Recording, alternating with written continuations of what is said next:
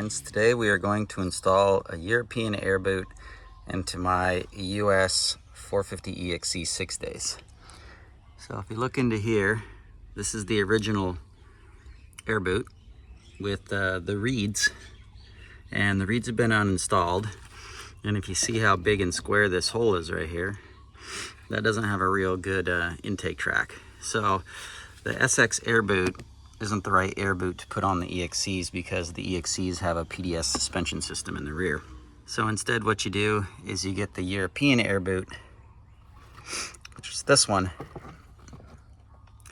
and it has a different intake track because they don't use the reeds in Europe. So you can see there's a big difference here, and these aren't very expensive, and it still has, you know, all the sensor holes and all that kind of stuff. So you're getting a much better straight shot into your intake track like you would with the SX model. So you can see I've already gotten started. You remove the tank, remove the subframe bolts, and you got to remove the hose clamp that's on the boot.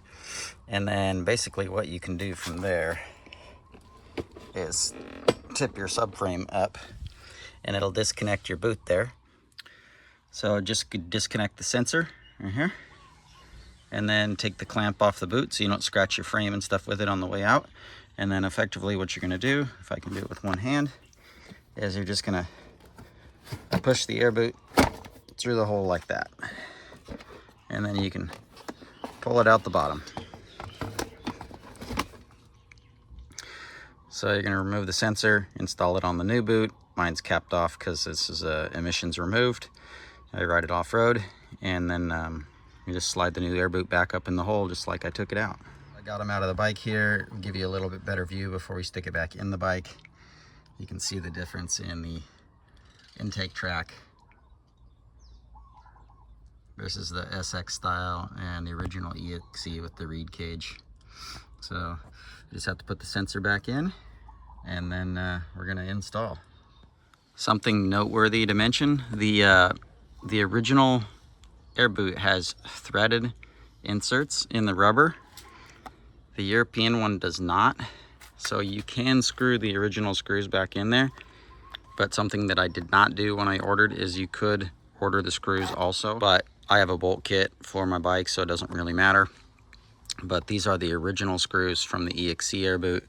You could potentially use some of these little threaded ones you screw your fork guards in with, or your radiator shrouds, because these are not threaded holes. It's just going into rubber. So there is a lot of thread, so you can use this fine thread original bolt, but it does not have the aluminum inserts like the original one does. So you can do what you want there. I'm just going to use the original bolts instead of the threaded ones because there's so much thread that gets screwed in there that I think it'll be just fine.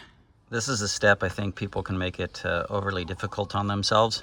So instead of installing the Airboot into the airbox first, it's really important that you get it clamped on the throttle body correctly, because you don't want to suck dirt through there or have the clamp crooked or something. So what we're going to do is we're actually going to install the Airboot onto the clamp first. And I can't do this really one-handed. And then we're going to fold up the Airboot like this, and we're going to pop it into the airbox, and then we're going to push the airbox back down because you can see the subframe is loose. And so we're just lifting the subframe up. We're installing the Airboot, and then we're popping this back through the box. Because if you try and install it in the box and then try and reclamp it to the throttle body, it's a real nightmare, and you do not want to have a bad seal here so you suck a bunch of dirt or whatever into your motor.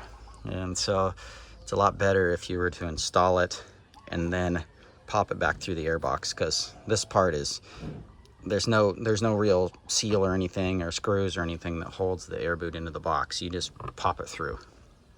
So here's the Airboot installed on the throttle body, and you can see it's not through the airbox first. So I've installed mine with the clamp on this side so I can get a tool easier on this side, because there's a lot of wiring harness and everything on the other side. So this is the opposite of KTM does it, but you can really easily get a screwdriver on there, and then you can hold your hand on the other side and access the clamp on this side. So I can't do this and record at the same time, but I just wanted to show you putting the Airboot back in. It does take some creative finagling, but you just push up the edges and you just pull it into place. It is easier to take your mud flap off, by the way. A little bit better angle here. You can just see that once you tuck the lip, you can just poke it in and it'll start popping on the other side of the airbox. So you just work it around from underneath here and around the top, and you just push up with your fingers along there and it'll work in. Like I said, it's a little bit of creative finagling, but it is easier and it's safer to install the clamp first and do it this way. You do not have to take off your subframe. You could, but all this wiring and stuff doesn't allow it to move around very well anyway. So just make it so that your subframe can tip up and down. And if you take the mud flap off, that doesn't interfere with the tire when it's tipping up and down. So it's all the way in. So now what we'll do is we'll loosen the clamp just a little bit, make sure that it doesn't fall off, so that we can rotate the boot a little bit so that it sits in the box correctly. And then that's it. Okay, we're perfectly positioned in the airbox.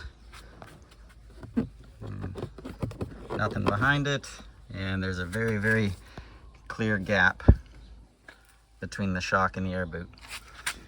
So if your bike is an off-road racing machine like mine, I'm going to link below to the part number for you to get the Euro air boot. If you do this, you will have to fuel your bike, get an ECU or a fuel controller. I have a JD fuel controller on this thing with the air box open and exhaust and a few other little things. You will need to dramatically add fuel with the fuel tuner, because this is going to suck a lot more air and it needs a lot of fuel when you start taking the emission stuff off of the EXCs. Don't need to show you the boring process of putting the bike all back together, but make sure that you tighten your hose clamp on your boot. That's very important. Retighten your subframe bolts, reinstall your subframe bolts, reinstall your mud flap if you took that off, and that's pretty much it. So there you have it, guys and gals. That's all there is to it. To give your bike a whole lot more power, take this opportunity to be a good parent and clean off all your engine and everything here while you have the tank off. You can get in there with some silicone spray and stuff and spray everything down and wipe it down. Reattach your sensors and stuff so your ECU works correctly, and that's it. More power.